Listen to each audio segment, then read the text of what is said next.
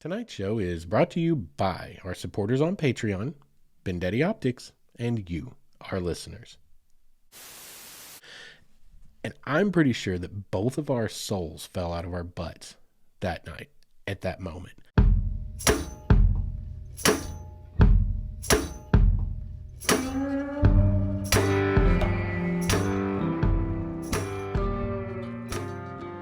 What is up, all of you wayward souls, and welcome back to the Wayward Stories podcast. Wayward Stories is the podcast where we tell the tales of our adventures in our wanderings and our wonderings. How is everyone doing this week? I hope you guys out there, wherever you are doing really well, and I hope that none of you are allergy sufferers such as I am, because so far I've had a pretty rough week, because I think I've got a sinus infection from fighting like seasonal fall allergies, plus a cat who I'm relatively fond of. I'm still not sure how I feel about old Luna Petunia there.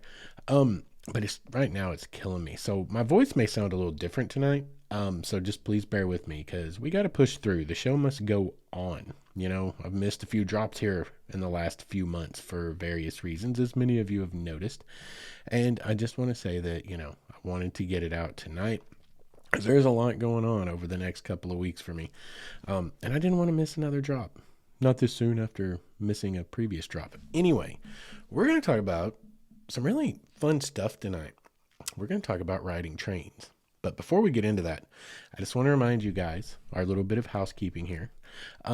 Please rate, review, and subscribe wherever you listen to the show. Like, again, you just can't know how enormously each individual one review and subscription really truly helps us to get discovered.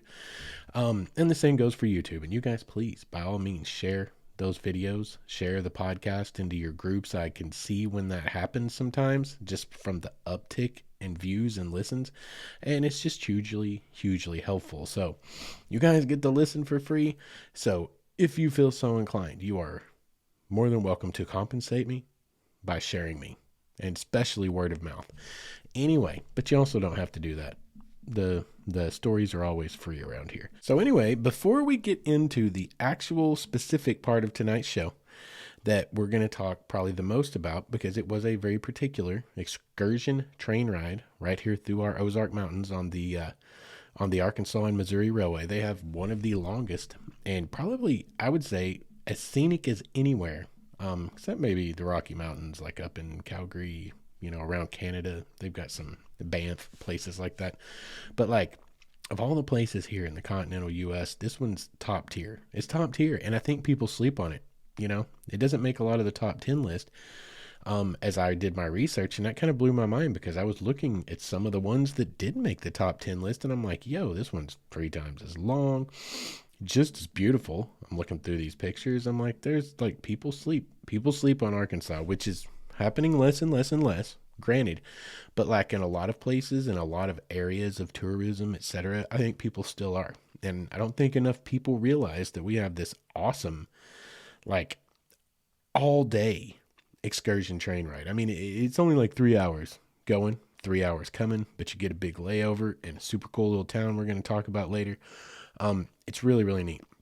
That's what we're going to talk about tonight, but we're going to get into the specifics of that a little bit later on, because we're just going to talk about railroads in general, just a little bit. We're going to talk about why they're a really great way for all of us, modern day wannabe adventurers, and travelers to see the countryside. That's really the biggest thing. I mean, it's a cool experience, right? Just riding a train is going to be a really cool experience. It's got a lot of nostalgia with it, right? It's like, how many movies have trains in them? Train scenes. How many are set on trains? How many songs are there out there? God, it's like every other freaking old country song. God, Mama Tried. You've got Folsom Prison Blues, starts out talking about that hear the train coming. God, how many? It's so many. Trains are a huge part of really a lot of cultures, but of American culture, they're a huge part of it. And there's a mystery, there's a mythology. God, there's huge mythology and legends associated with trains all across the board. And there's a romance to it. there's a nostalgia to it, a hearkening back to another time. In a way, it's very much in line with what we were talking about in our last episode about Route 66 and what people find so attractive about it. There's a certain psychological aspect of, the old times were always the better times, at least in our minds. But then also, they were absolutely simpler times for a lot of people in many ways. And like in today's world, that's so breakneck pace just to try to survive. It's not even to get ahead anymore. Like, you remember the old days, like people talk about people working themselves to death to try to like just get so far ahead and keep up with the Joneses and all that. Now that's just survival. Like, we're all dying out here just to survive. So there is certainly an aspect of, God, I wish things were simpler. And things like passenger trains that were huge in the 40s, the 50s, the 60s, they kind of represent that to a lot of people. And a lot of people have memories of it. Like I myself, my grandfather, that I never met, okay, so I didn't really know, but this is all the stories that was told to me. He was a brakeman on the Kansas City Southern Railway. I mean, this guy rode a caboose every day of his life and did the dangerous job, climbed up on top of cars and set handbrakes on each car individually. Like, a brakeman's job was extremely dangerous, and he was a brakeman, and I always loved that. And I grew up in a town that was on a division point of the Kansas City Southern Railway, the very same town that he lived in, and trains were a huge part of our life there. I mean, that was literally a valid excuse for being late for school, was the train was across the tracks.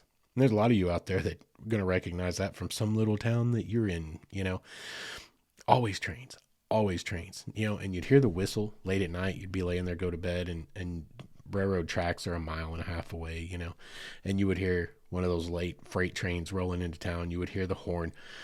There is a romance to it. And there's a fascination for me. Like, personally, I'm a huge train nerd. Okay, no, I'm not. Let me take that back. Because any of you out there that are train nerds, listen to this. No, I'm not actually a huge train nerd. I'm into like a lot of the cultural aspects of trains. Like I said, the mythology, the legend, the history, because I love history. There's a whole lot I'm into them, but like, I couldn't tell you the difference from one engine to the next. Like, so many of these guys that are in these rail fan groups that do like hardcore rail fanning. Like, I'm a member of some of those groups just because I like looking at the trains, learning about things.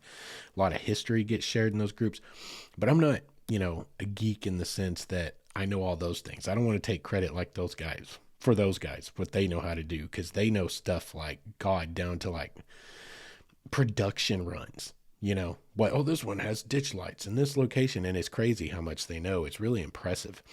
That's not me. I'm interested in the romance. I'm interested in the history. I'm interested in the legends and the folklore, and and growing up around it. There's a fascination that comes with trains. And growing up in a little railroad town like that, I got myself into some pretty tight situations a few times. And I feel like I'm actually going to tell a few of those stories before we get started tonight, because that's what this podcast is, right?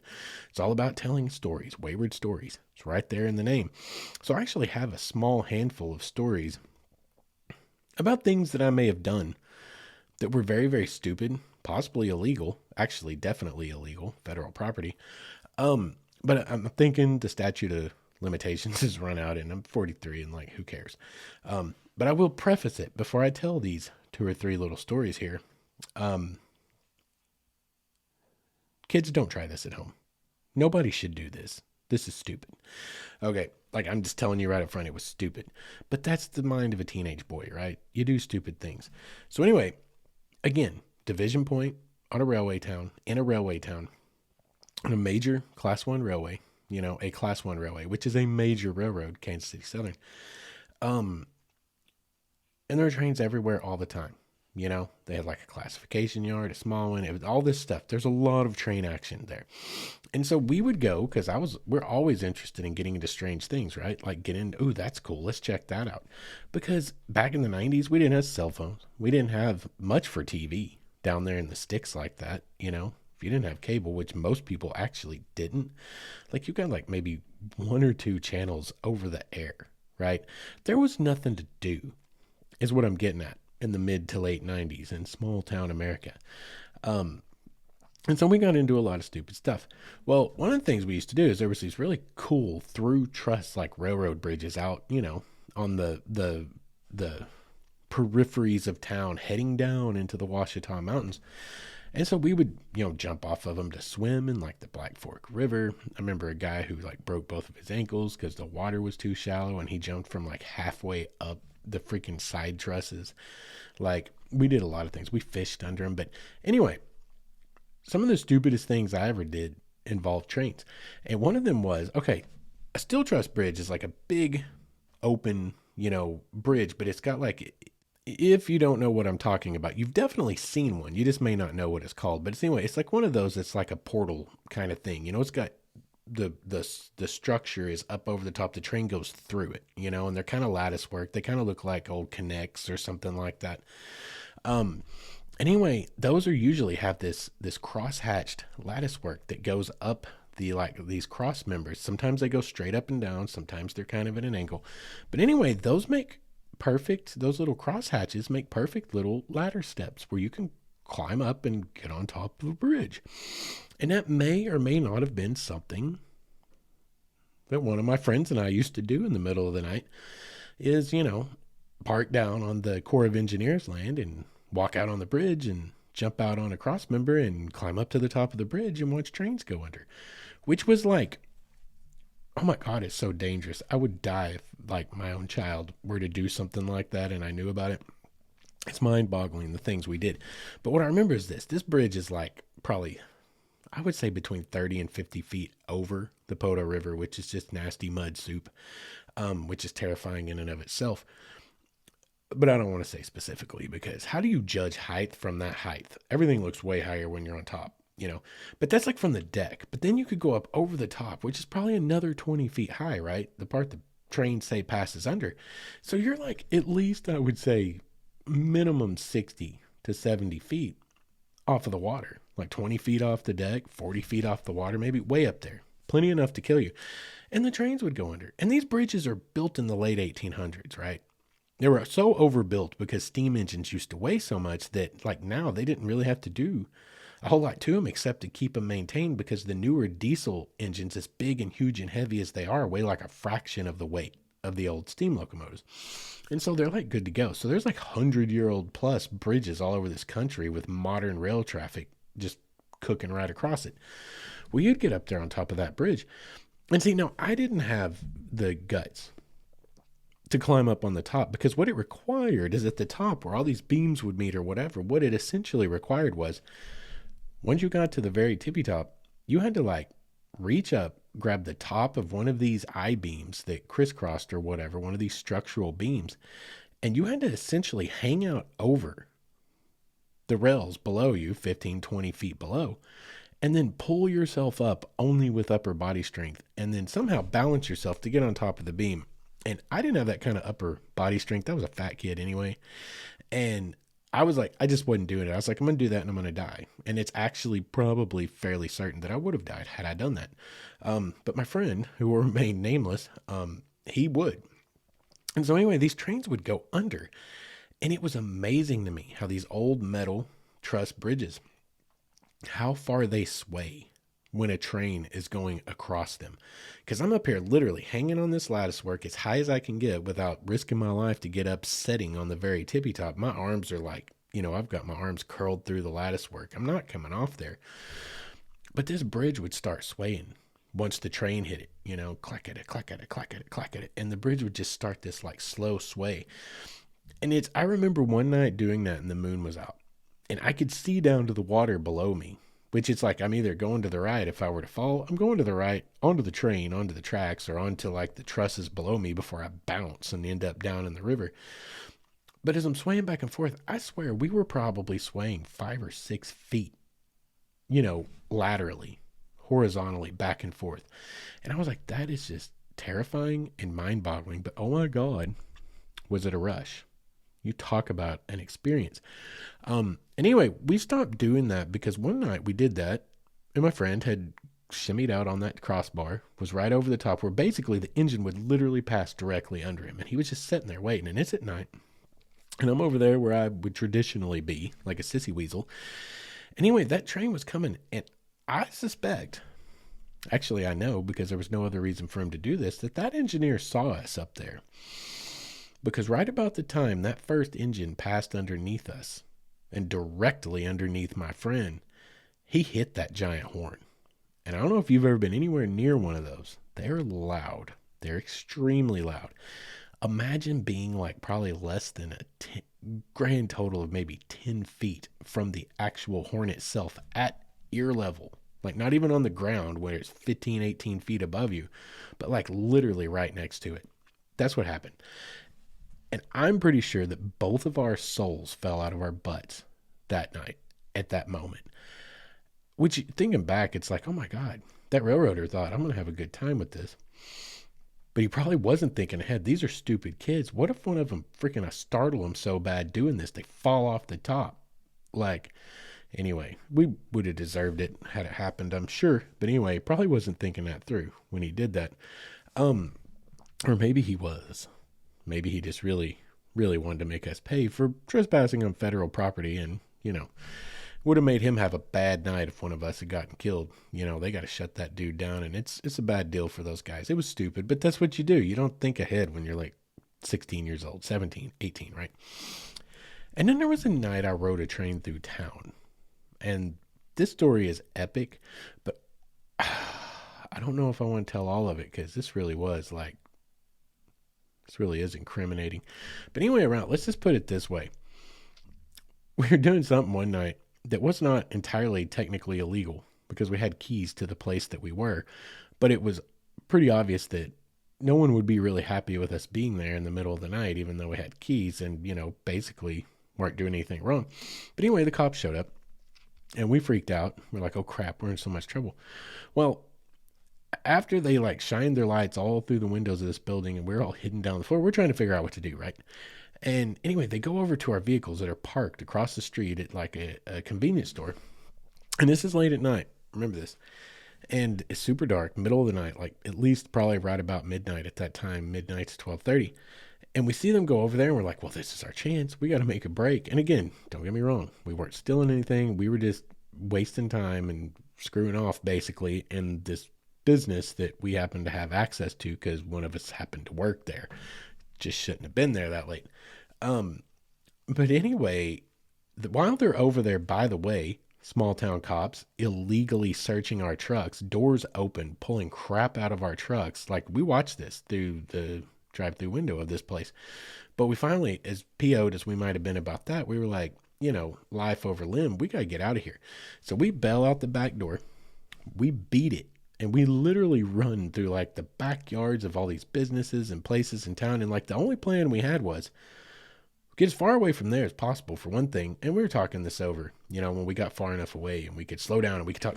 But anyway, long story short, we knew someone who happened to drive one of the railroad, they call them anyway, they're taxis basically. They're limousines. They take railroaders to and from when they shut down here or there. They're taxis. They move guys around. We knew someone that worked doing that based out of town right there. So we thought if we get down the depot and we find this person, we can get them to give us a ride back there right now while the comps are still there, right? And get out and be like, what are you doing in our trucks? And they're like, well, we saw blah, blah. Hey, listen, man, we've been with our friend here all night. Have we not? That's our alibi too, right? Well, it turns out we get there and she wasn't working that night. So now we're still kind of screwed. Well, it's late now. It's well after 1 o'clock and a train comes rolling through and we're 2 or 3 miles from where we had been and we got to walk back over there at some point anyway. So we kind of looked at each other and we hopped the train and we rolled through town all the way to the far end of town, literally right across from the place where our vehicles were and we needed to be. And, we decided we'll figure it out when we get there. We did. We hopped those side rails on the side of that train in the dark and rode that guy all the way through town to the other end of town, jumped off. And then as the train finally passed on through, I was able to link back up with him because he jumped on one side, I the other, just in time to meet a hobo face to face, which again, there was more souls dropping out of beeholes in that moment in the middle of the night on the railroad tracks in the middle of nowhere with no lights. And he was just an old drunk hobo and he just wanted to be left alone. He thought we were like railroad police. We thought the same, or serial killer. But either way, we were both happy to leave each other alone and get out of each other's way. Thank goodness. And about that time, we look over, cops are gone. It's been several hours now, right? We're trying to figure out what to do. So we just bolted, got our trucks, drove the long ways back home, stayed out of town, and, never really heard nothing or anything else about it. But so I've got like this long history with railroads and railroading. That was my very first train ride right there as a fugitive from I don't know what, because we weren't really doing anything wrong. But either way, it's a fun story to tell. But I do have like this history of just like infatuation with railroads, and so many people do. And so it's awesome because in today's world, people love, people still have this nostalgia for that. And a lot of railroads have kind of met the call. They're like, hey, we can get some of this old stock, this passenger stock. We can get these things refurbished. We can make money off of this. So there's excursion train rides all over this country that aren't just like catching an Amtrak and going somewhere, but actual like in period cars with period engines, period equipment. And it's really awesome. And we just so happen to have one right here in Northwest and Western Arkansas that does a 76-mile roughly one way, or it may be a little, maybe it's 66 one way. And then the other way, it's like 150-mile roughly round trip through our gorgeous Ozark Mountains, through the Boston Mountain Range. And it's like right here and people sleep on it. Not enough people go out and do it. Like, guys, you don't understand. This isn't like some little jump in a railroad car and get pushed down a slope, at 5 miles an hour for a couple of miles and pulled back up. This is a real ride. Like, you get moving. And that's what we're going to talk about. But one of the reasons this is so great for traveling is because you get to see the scenery in a way, in places that you might not otherwise get to see. In a lot of instances, you will not get the chance to see. Because a lot of it's on private property. A lot of like the Ozarks, a lot of people don't know this. The Ozarks, there's a few, there's two like major kind of smallish sections of national forest in the Ozarks. The rest of it's private. And so to get to travel through people's property, through railroad right of way, down these train lines, you get to see stuff that you're not going to see anywhere else. And you get to see some of the most beautiful versions of it, because trains obviously have a ton of weight on them, because these rail lines were built to haul freight traffic, a little bit of passengers, whatever, but this was about freight traffic. Those are big, long, heavy trains. You can't have extreme gradients to go uphill, or it'll just stall out, and then you got real problems. So these things generally follow the creeks. What are mountain rivers? They're beautiful, right? So almost every mountain river in this country that's anywhere on a profitable corridor where someone could make money by running a railroad through there, they follow the river. Just all alongside it for the most part. And that is true here. This line, the old Frisco that comes from Springdale south to Van Buren, right here around Fort Smith, where I'm from in Western Arkansas, and then goes back up. It follows Frog Bayou for a giant part of the way, and it's gorgeous.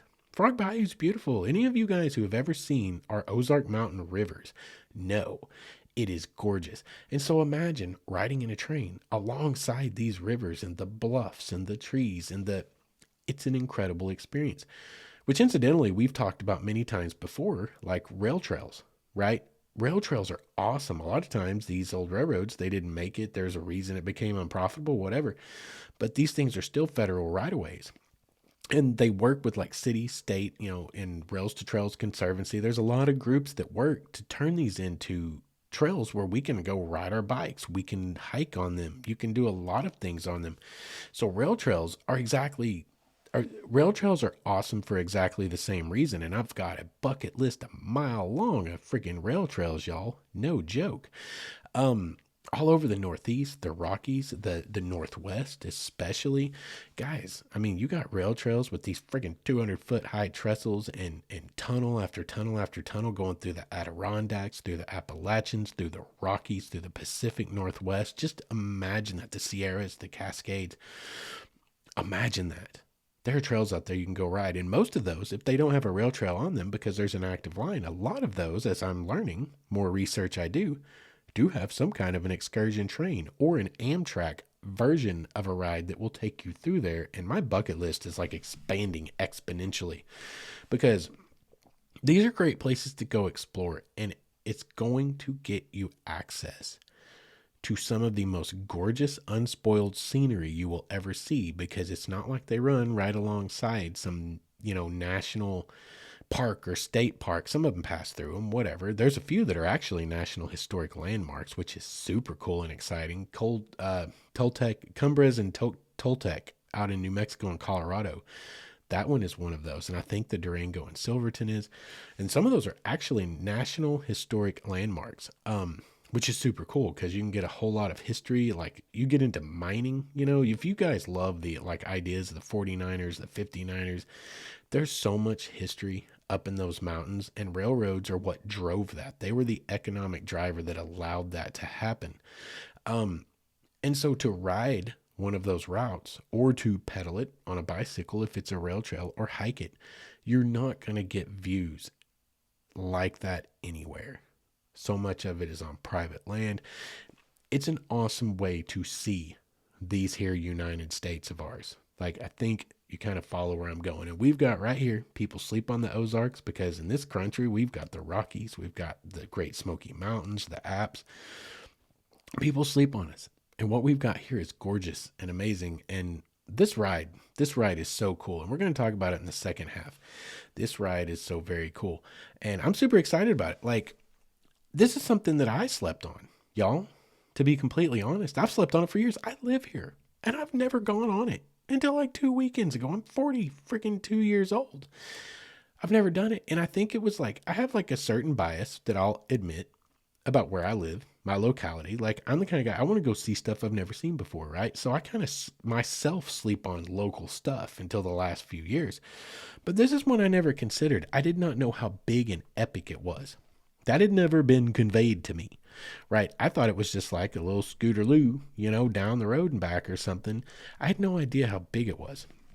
But then Sherpa comes along. Sherpa starts paying me to go write articles, which is why so many of these podcasts this year have been a lot more touristy in nature than my older stuff, which was maybe a lot more backcountry in a lot of episodes. Well, it's because this year, all I've had time to do is go to school, take care of my daughter, go to work, and then on my weekends off, I've been writing articles for Sherpa. You're going to pay me to go do stuff I've never really considered doing? You dang right. So some of these we actually get episodes out of, like tonight's episode. But I win this collab, the one that I'm currently trying to finish up, which is for history and culture in Northwest Arkansas. And one of the things that's a required activity is the A&M. Heck yeah. You want to comp me a ticket and pay me to go? You're darn right. I'll go check it out. And then it's the whole world opened up. I was like, oh my God, this is incredible. I had no idea. So I'm super excited. I'm getting to kind of, with all these Sherpa collaborations, getting to experience a lot of things I may not have otherwise experienced or, like I said, kind of slept on. But it also allows me to bring some more diverse content to the podcast, because that's what this podcast has been about all along, is really finding yourself, traveling, getting out, seeing all the things, seeing our natural beauty here in the world, all over the world, but based in the U.S. So I talk about the U.S. Begin to see our natural beauty, getting to learn about ourselves, about other people's. It's really kind of a cultural podcast in so many ways. It's about travel, but it's like travel for the everyman. Because I can't afford to go to freaking Belize and cliff jump off a 600-foot waterfall and then squirrel suit glide across. Can you? 98% of the population can't do that. It's kind of ridiculous how the only thing that's really popular out there is these giant quit your jobs and go live this crazy life. And I'm like, what, did you rob a bank? Did you win multiple lotteries? How many liquor stores do you have to hit to have that kind of money to just quit your day job? So this is the whole idea all along has been, this is for the rest of us. Ideas, where to go, what to do, how to do it with kids, with a family, with a job. So I think it falls right into line. I really do. I feel it falls right into the wheelhouse of what the thrust of this podcast has always been, kind of the theme, which is to just encourage you guys to get out there and live your lives. And the more that I can bring to you that's diverse as I can to get you out of the house and living, the better, because we can reach more people. We can give you more ideas. Like, it's good to have expanded horizons. Don't just get hyper focused on one thing, especially when it comes to exploring the world. Go out there and see everything you can. And like I've been proving with this podcast for a long time, it's all around you. You don't have to go across the country to a major national park, which is awesome and you should do. But like, you just got a free weekend. You can't go far. I promise you, if you try hard enough, there's something awesome really close to you, like this freaking train ride that I really knew was there, but had no idea how awesome it was and just didn't do for all these years. Wasn't even interested until it came to my plate. And now I'm like, holy crap, this is amazing. So anyway, we're going to get on to talking about that, but we got to go to break first. So if you guys will hang tight, we'll hear a quick word from our sponsors. And when we get back, I'm going to explain to you the train ride from beginning to end. So you guys stick around. What is up, all of you Wayward Souls? I want to tell you guys about our newest sponsor, Vendetti Optics, a brand based right here in the good old US of A, Portland, Oregon, to be exact. And I bought my first pair of Vendetti sunglasses about a year and a half ago and fell in love with them, so much so that I got online and ordered a couple of more pair. And when I did, there was a small shipping snafu, an order fulfillment snafu, and I got on the phone, gave them a call, and guess what? I get a call back from who? One of the big men themselves, right there in Portland, from the top of the chain. Have a great conversation, and we end up starting this great relationship we have. They more than made right the little snafu that occurred, and I am now a huge proponent of them because I can tell you from personal experience they are good people, and they're trying to compete with the big boys out there, coming in at a price point of about $40, but using the exact same frame material, TR90, and the same polarization process as the big guys. As it turns out, something I think we are already probably knew in our hearts, when you buy big name sunglasses, you're buying a big name, not necessarily any more quality than you can get somewhere else, like at Vendetti Optics. They have 29 different styles. They have multiple polarization options for whatever climate you happen to live in. And they back it up with like this lifetime guarantee that if your dog eats your sunglasses, it doesn't matter how you break them, send it back in with a check to cover shipping and handling, and you're golden. You got a new pair on the way. These guys are truly trying to do it right, and they have this philosophy that a really good pair of sunglasses should not cost you so much that you are afraid to wear them. And I think all of us outdoorsmen can relate to that. So if you guys, like me, are very practical and like to get more bang for your buck and wear some great looking sunglasses, check out VendettiOptics.com. That's BENDETTI optics.com, or you can go over to Instagram /Vendetti Optics. And that I highly suggest, whether you buy a pair or not, just to check out the cutest pupper you'll ever see modeling sunglasses. Once again, that's VendettiOptics.com, and make sure and let them know Wayward Stories sent you. And welcome back. Thank you guys for sticking around through the break. All right, so let's get into it. First of all, Arkansas and Missouri Railway rides along the former St. Louis and San Francisco tracks. You've probably heard of the Frisco if you have any culturing whatsoever. You're of an age probably older than 30 or 40. It's in movies, been in TV shows, it's in songs. It was one of the really, really famous rail lines, one of those that are legendary. It went bankrupt in 1980 or 81 with a lot of other railroads for various reasons that you're not interested in. But this is one of the early big names, and they cut a swath from Monette, Missouri, all the way down to essentially Fort Worth, down around Dallas area. I believe it was Waco. And that meant it cut right through the Ozark Mountains, and then it cut right through the Ouachita Mountains. So a lot of its right-of-way, its trackage, is through just absolutely gorgeous terrain. And this ride is on the modern-day Arkansas and Missouri Railway, which is a freight-carrying rail line that serves up there, southern Missouri, northwest Arkansas, interchanges with a bunch of major railways, comes down here, Van Buren, Fort Smith. But they run this excursion passenger train throughout the year. And they've got two different ones you can take. You can take the really long one, which we took, which leaves from Springdale, Arkansas, comes to Van Buren, and then goes back at the end of the day. Or you can take a short 3-hour hop that leaves from Van Buren, goes up to Winslow, and comes back. So they kind of have two options. If you want to spend a whole day like out on the rails and exploring Van Buren, Arkansas, which you should. And we're going to talk about that. You'll hear why pretty soon. You've got that option. But if you just want to go on a short little scootaloo and go up the road and back, I think it's 11 to 2 roughly in the afternoon on the weekends. It's really, really cool. But anyway, so it comes down from Springdale to Van Buren.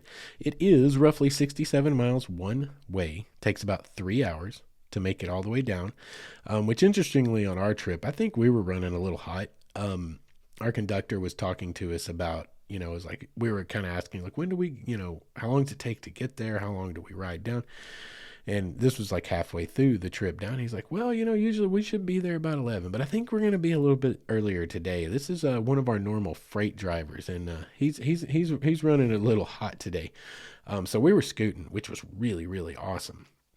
But it's about a 3-hour trip down, and kind of what you can expect. Okay, there's like some major highlights along this route that are like really, really exciting. There's some major high trestles, and there's a big tunnel. And there's a whole run through a huge part of it that snakes through and follows the Frog Bayou. Like it, just big old creek, big old mountain creek, small river. And it's absolutely gorgeous. But you come through Southtown, you come out of Springdale, you go through Fayetteville, and then they're telling you the whole time. Our conductor's name was Mike Kastner, and he was great. He'd been doing it a while. He knew his stuff. And that guy, let me tell you something, that guy's living his best life. That dude is living like my future goals. Like one of these days when I can't work anymore, that's what I want to do. I want to gig being like a train conductor and just ride trains all over the place or all the time. Like I've seen, they got these guys out there on the Grand Canyon Scenic Railway. They've got these guys everywhere. I can't think of a better way to spend my old person years than interacting with the general public on days where they really like being interacted with. They're happy to be there doing what they're doing. Normal day in retail, oh my God, you don't want anything to do with humans. But something like that, everyone's happy to be there. And they're excited to be there. And I love the energy of things like that. So he's like living his best life, and I'm jealous. But he was a great conductor. And all the way down, he's going to be sitting there telling you, he's got his little microphone. He's going to tell you as you go. He's going to tell you about the trestles. He's going to tell you about the bridges. He's going to tell you about the tunnel. He's going to tell you about like local topography. He was talking about some of the indigenous peoples and the time frames, pointing out bluff shelters as we went along. A lot of really cool and great information, but all the while you're riding a train with some of the most epic views you will ever see. Absolutely gorgeous. So as you come out, and it really happens in a short stretch, like the really kind of exhilarating stuff. And I say exhilarating and I mean it. You guys know I'm prone to over exaggerate words sometimes. I'm not exaggerating that word. The first thing you come to is the Winslow Tunnel, little town of Winslow, and it's a tiny town now. But like I just found out today through research, apparently it used to be some kind of a resort town, and that's future research for me because who knows if there's any remains of that left. I just need to know that story. But this was back in those days. We've talked about this in prior episodes, like how many places were something springs, right? Where they built a resort, Eureka Springs, Hot Springs, Siloam Springs. Like you got all these places. There were springs on top of Sugarloaf Mountain in eastern Oklahoma. And there was like a hotel on top of that mountain in the turn of the century in the 1880s. And it was like they had to ride a freaking wagon to get up there. Horse-drawn wagon for like a half a day from the closest rail depot. Like it was so far up there, but it was because there were a bunch of springs. Winslow was one of those places, which I don't know about the springs so much, but it got turned into basically kind of a getaway for the well-to-do people. And there was a little bit of a resort up there. Had no idea any of that. That's fascinating.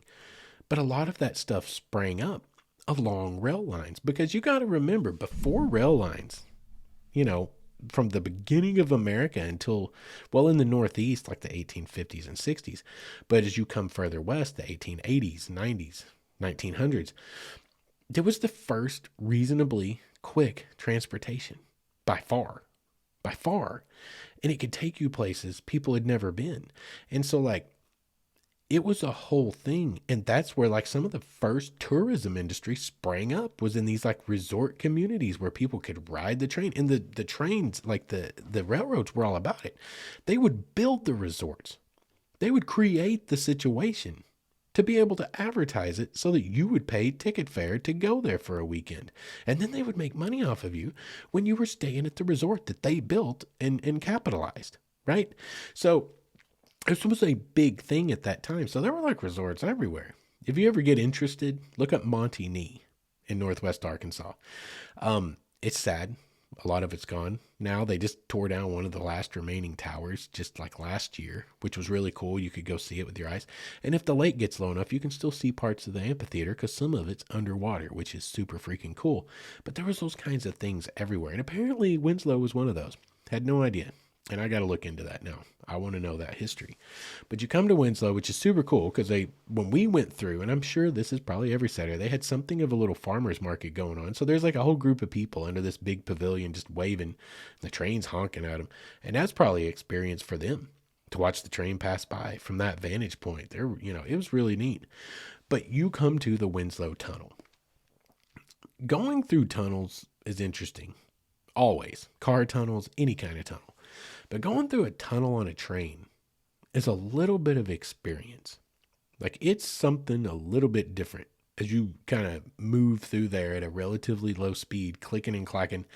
This tunnel is at 1,735 feet above sea level. It is the highest railroad pass in the United States between the Appalachians and the Rockies.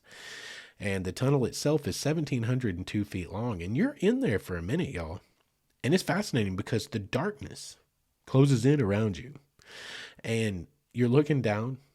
Like, depends on where you're at on the train. Like, I imagine if you're in the center cars, it just gets dark until it gets light again.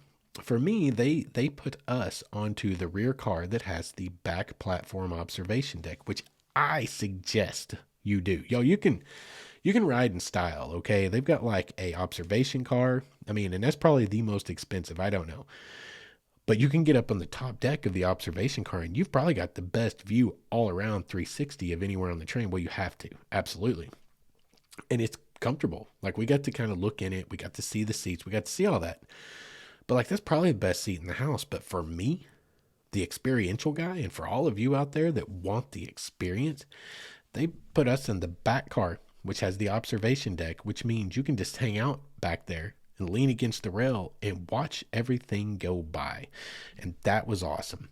And that also helped with me having any kind of claustrophobia issues. Because when we went into that tunnel, it gets real dark. I'm like, well, I'm on the very end. So if anything goes sideways, I can just jump off and run towards the light at the other end of the tunnel, right? The thing we just left behind. But you go in and it's really, really cool. Like they move kind of slow because that's safety, right? You don't want any kind of derail or anything. So they slow way down and they drag you through the tunnel. And it's like all of a sudden, it's like the lights just go out and you get towards the center of the tunnel. That light is just a tiny dot in either direction. It is not illuminated at all. It's pitch black.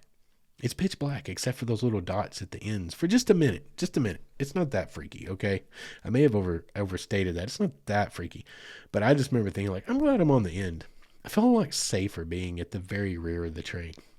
But it's a really cool experience. And you come out the other side and it's so beautiful because like being on the back platform, like I was, when you exit, the light comes back just before you exit. And when you exit, you just see this giant old railroad portal from like the 1880s. And it's all this hand masoned work from the period. And it's so cool to watch that.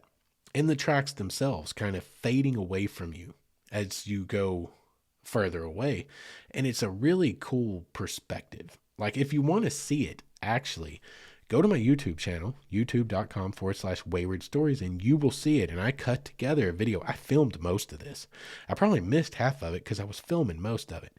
And I cut together a video, and it has the video of going through the tunnel. It has the trestles. It has all the good stuff. So if you want to see what this is like, go to our YouTube channel and also subscribe while you're there. But anyway, you can see a really good representation in 4K. It's pretty cool. But you come out the other side and it's like the light comes back and then You just start picking up speed as you go. And it's, guys, I get why there's a romance to this now. The people that got to ride back in the day as a regular thing, I get why there's a romance, because it'll also lull you, man. It'll put you in almost a trance. I mean, you have the steady, you know, click it, click it, click it, click it, click it, but you've also got kind of a hum, and you've got a rocking motion. The car is rocking back and forth just a little bit, and not like enough that it's not like going to give you seasickness. It's actually very soothing. It's almost like sitting in a rocking chair, and it's just really, really, it's really cathartic in a way, which I think I'm using it wrong again, but I don't care. It's very, very relaxing. It's very soothing.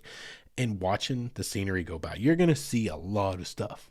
One thing that I thought was really cool, like I was hyped, right? I'm going to see these trestles. We're going to see the valleys. We're going to see running along the river, because I know all this because I love rail trails.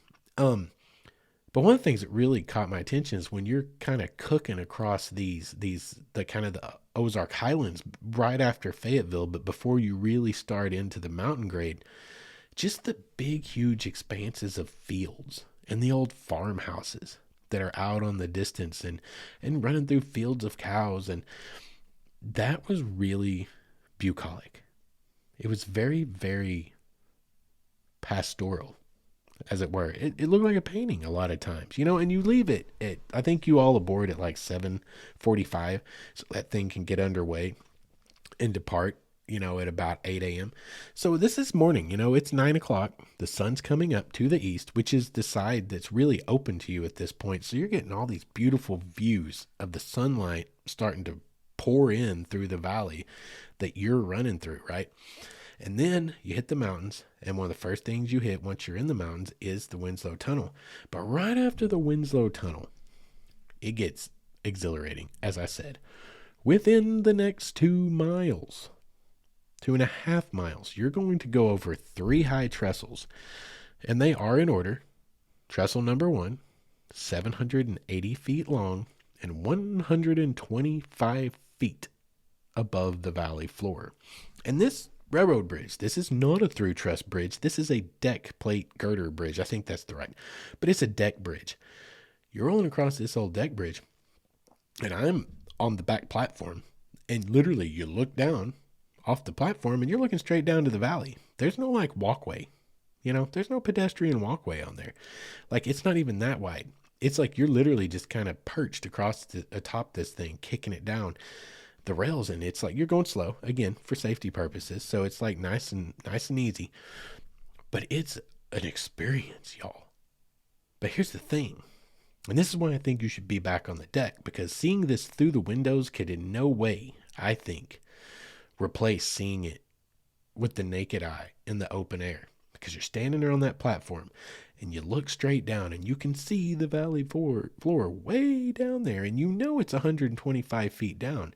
But then you pan your eyeballs upward to the sunrise, which now the sun's further up, but you pan your eyes to the east across the valley, and you're looking out over the Ozark Mountains and the Boston Mountains, and you see peaks as far as you can see in the distance. You can see all the trees in the fall, y'all. Oh my God, the colors, what they're going to be like in the fall. I wish we'd gotten to ride in the fall, and I need to do it this year. I really want to once we hit peak color. Because I can't imagine. That's got to be incredible. But it's incredible at any time of year, because you know you're way up over this valley looking out across the vast expanse of the Boston Mountains, and it's just absolutely exhilarating. It's breathtaking. A little bit scary because it's way down there. You hear people oohing and ahhing inside. They're like, oh, yeah, it's a whole experience. It's a whole experience, but you get 3 of these in 2.5 miles. The second one is 410 feet long, a little bit less, a little bit more than half as long. And it's only 110 feet high. And then the third one is 460 feet long, and it's 110 feet high. But you get 3 of these amazing trestles with these gorgeous views out over the valley.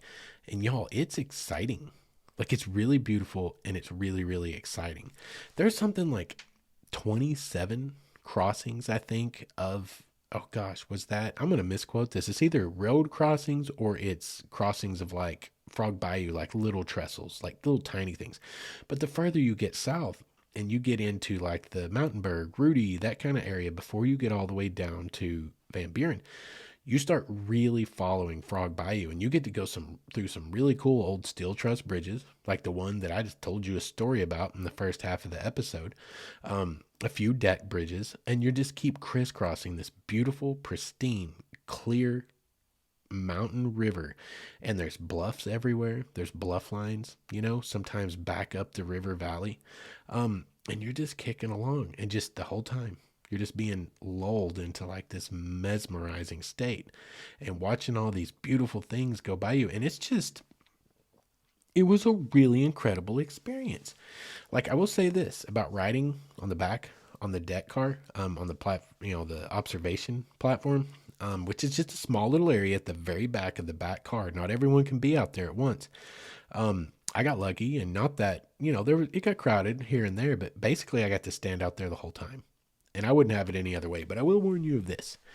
You will get face full of diesel exhaust if you do that. When I got to Van Buren, I had like black lines, black marks under my eyes, and I was like pulling black soot out of my ears for like 2 days. It was awesome.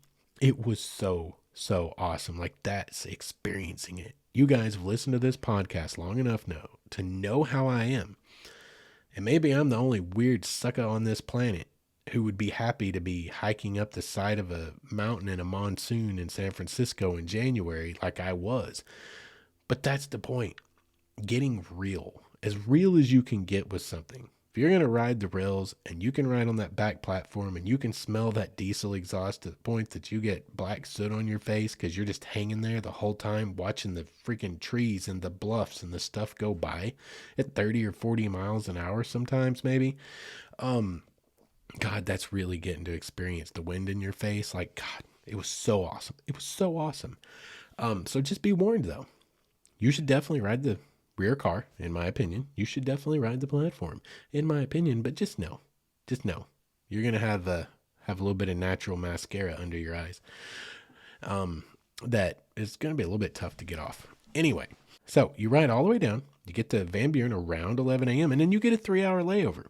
If you're taking the trip we took, understand this. It's an 8-hour day. It's 3 hours down, 3-hour layover, and 3 hours back. 8 to 9 hour day. But while you're in Van Buren, you have 3 hours, and this is awesome because Van Buren is an awesome place. I mean, I literally, right now, where I sit recording this podcast, I'm like 5.5 minutes from downtown Van Buren. I'm in North Fort Smith. Kind of north central Fort Smith. I scoot across the interstate. I'm there. Like, it's like a 6-minute drive from me. And I don't do enough over there, though I have. But downtown Van Buren is awesome. Like, if you're taking this, this is something you could do for any of you people out there in the world, not just my fellow Arkansans that listen to the show, but you guys like all over the world, everywhere now. Like, our state has so much to offer you, but like, you take one of these things and take one of your days here while you're visiting us and take this trip down, you get to experience of really riding the rails. But then you land in Van Buren, Arkansas for 3 hours, which is extremely historic, and there are incredible looking Victorian era buildings all around. We talked about that some with Eureka Springs. This is the downtown historic district of Van Buren, and they have so much cool stuff. Their shopping is kind of famous here in the state. People love to shop in downtown Van Buren. It's a whole vibe. Like, you've got the historic buildings. You've got all these awesome ghosts of painted advertisements on the side of these old turn of the century buildings, right? Like, there's one that's been refurbished, the Coca-Cola sign, which is fresh paint. It's super cool. But there are buildings in town that have these old signs that you can't make out one from the other. They're literally ghost. I think people call them ghost ads. Ghost signs. The shopping's really cool. Like, I'm not big into shopping, being completely honest with you, but you know what I am into? History. And you know what else you can do when you're right there in downtown Van Buren? You can hop a little trolley ride and go over to the Drennan Scott House or the Wilhoff House, which are both extremely, extremely historically important. And they have, like, the Drennan Scott House has a cool museum. It is a super cool place to check out. And 3 places you can eat. You can eat at the Vault, or the 1905 The Vault, or the Vault 1905 Sports Grill. Y'all, it's literally in a bank, a 1905 bank. The metal roof is still inside, like the tin hammered metal roofs that are in the old buildings. The facade's the same. It's freaking awesome. It's like literally an 115-year-old bank building called the Vault. It's awesome. And then there's the Pointer Brewery, which is like Korean food. And then there's the Pasta Grill up the hill. And it's all right there on the main stretch in downtown Van Buren. So like you come down and you get to spend 3 hours shopping, dining, exploring historical sites like the Albert Pike Schoolhouse is down there. Which is this old log cabin that Albert Pike, which was like a super, super famous early Arkansan. Everything in downtown Van Buren is curated to you. And it is really, really cool. It is its own experience.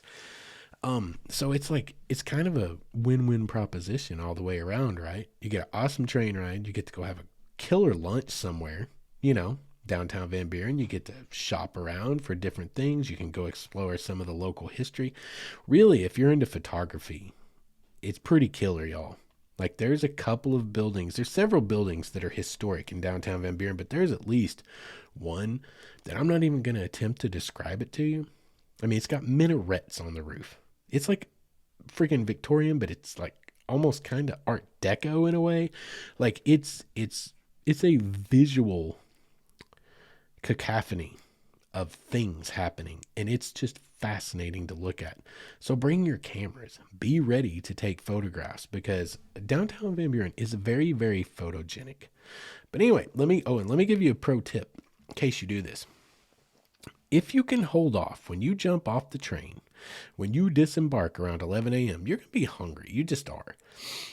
Try to hold off till closer to 12:30 to decide where to grab lunch. 12:45, I think, is about what we did. Because you've got a whole train with 4 or 5 cars worth of people unloading. Everyone's hungry. And so you might spend most of your layover waiting in line to be seated and served. Way too much time. Go explore first. Go down to Arts on Main. I almost left that out. They have an awesome little art gallery. Local art gallery featuring local artists, and it's so superbly done. It's so beautifully done. Also, Chapters on Main is a really neat used bookstore. They got a coffee shop in there. It's really cool. But go explore first. Go see Arts on Main. Go maybe hop that trolley. Go over check out the Dren and Scott house for a minute. Do what you're going to do first, and then come back and eat lunch before you all aboard again, right? Because then there's no line. There's no real wait. And if you do it at, say, 12:45, the train's leaving at 2. If you do it at 12:45, you're only a block or two away from the depot, right?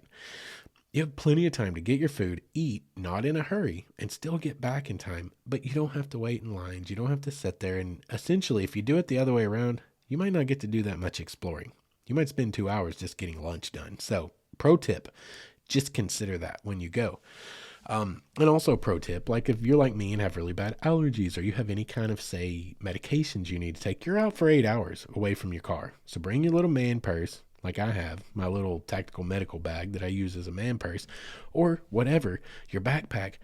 Bring things that you might need to stay comfortable, because it's 8 hours, 8 to 9 hours away from your vehicle, out on the road, right? The railroad, and then an hour and a half from home, or from where you departed anyway, in Springdale, from your vehicle. So keep that in mind as well. But 2 o'clock rolls around, get back on the train, and the ride back up, super neat. I got to spend time inside on the way back up, because on the way down, I wasn't leaving that back platform. I was there to experience it, y'all. And so I spent most of the trip back up in the car, and that's really awesome too. It's a lot quieter inside the car and not on the platform. There's a lot less diesel exhaust, a lot less soot, and it really is. It has a hypnotic effect almost. You just had a long day. You spent 3 hours exploring downtown Van Buren. You had a 3-hour drive down. You got up maybe kind of early so that you could be down at the depot and get boarded up at 7:45, right? So there were a lot of people snoring away on the ride back to Springdale. It's, only 3-4 in the afternoon as you go, and people are falling asleep and their heads against the window or their heads down on a table. It will put you out. It is such a hypnotizing experience. It's kind of like highway hypnosis. If you ever had highway hypnosis, this is something they trained us on, like at FedEx. And it's something I experienced. several times at FedEx, but it's that moment where you kind of go into a hypnagogic state. You're awake, but like your motor functions are no longer awake. But well, in this weird example, actually your motor functions are awake, and it's more like your mind is completely zoned out, because like it's like when I used to drive, and that would happen after a 12-hour day of delivering at FedEx, and you're driving an hour and a half back to the terminal on these state highways, and you're just booking along, you kind of just get lulled by the road noise, the hum of the tires and stuff. And all of a sudden you realize you can't even really see what's out there ahead of you, but you realize that you're turning when you should turn, you're doing what you should do. And it's almost like you've gone into like autopilot. This is extremely dangerous, but it's really fascinating, interesting experience to have. It's like you go into autopilot. It's where your eyeballs are reading what's happening and your motor functions are responding as they should, but you are like consciously aware that you're not paying a dang bit of attention to what's going on. You're just out of it. You've just zoned out, and you kind of have to snap yourself out of it. You have to think real hard. Oh, I can't do this, and wake up. Well, riding the train's like that, except you don't have to worry because you're not at the controls, right? And it'll just rock you to sleep. You get that again, clackety, clackety, clackety, clackety. It's just really rhythmic. It's got a cadence to it. You're rocking back and forth. There's kind of a hum, and it will really, really chill you out. All naturally. You don't even have to go to one of the 653 million dispensaries we have in Oklahoma and Arkansas, wherever. They're all in Oklahoma, though. We don't have any here yet, do we? They're all in Oklahoma. There's one on every street corner. They're worse than Dollar Generals in Oklahoma now. There's dispensaries everywhere. You don't even need that. You just go ride the train, and you'll be so chill. And I mean, like I said, so many people fell asleep. Super cool experience. All the way around, the shopping, the exploring, the historic stuff, the photographs, the ride itself through the valley, across the trestles, guys. It's a great time. Like, I was so impressed. I'm a little bit ashamed. All these years I've lived here, and all these years I never even really was interested. As much as I love trains, I just didn't really know what was up with it. You see advertisements everywhere, but I'd never seen anything. It's like detailed. This is a long ride. This is a real train trip. Like, because when you think of excursions, or at least me in the area I'm from, you don't really think like a big, long train ride. That's a really cool experience. You think of some kind of like little dinky dunky, whatever thing. But as I've grown up, as I've traveled more and I started seeing all these excursion trains, it did start to cross my radar. It's like, what's really going on with our excursion train? And then this opportunity dropped in my lap, and I'm ashamed that I spent all these years without actually doing this or even really considering it. I am very bad about being biased against where I'm from. I want to see everything else in the world. You know what I mean? And I'm learning lessons. You can teach an old dog new tricks. Absolutely. But anyway, that pushes us to almost exactly at an hour tonight. We've been having hour and 15, hour and a half long episodes, but I think we're going to call it with that, because if I kept trying now, I would just be stretching it out needlessly. And one thing that I do not have anymore is an excess of time on my hands. So we're going to kind of wrap it up right here. I hope you guys enjoyed listening to the show tonight. I hope you guys get down here to Arkansas and check out our state and check out these awesome train rides. And just all I ask, if you do, drive like a normal, decent human being with consideration. I'm looking at you, Texas. And please don't throw trash everywhere on our rivers and our hiking trails. Like, that has become such a problem. Arkansas is becoming so popular, and it's just getting trashed. Please just be respectful of our world. That would be super appreciated. But get your butts down here. Spend your money here, because God knows this state needs your money. We really, really need something here. Bring it on. This has been like a boon for Arkansas over the last couple of decades, and we're happy for it to continue to be so. Just be decent humans, please. But let's go ahead and wrap it up for tonight. Until you guys do get around and come down here and see us, I hope you guys have a good couple of weeks. I hope that we will see you back here again in 2 weeks to talk about whatever it is we might discuss. Because I say that because I don't know yet. Until then, please go to the website for anything and everything that we do. waywardstories.com. If you want to get in touch, and please do, I love to interact with you guys. mywaywardstory@gmail.com. Again, rate, review, subscribe. And other than that, I think that's it for tonight, guys. I got to go and I got to get busy editing this thing. So I hope you guys have a good night, and we will catch you next time. And until then, do not forget to be good to each other.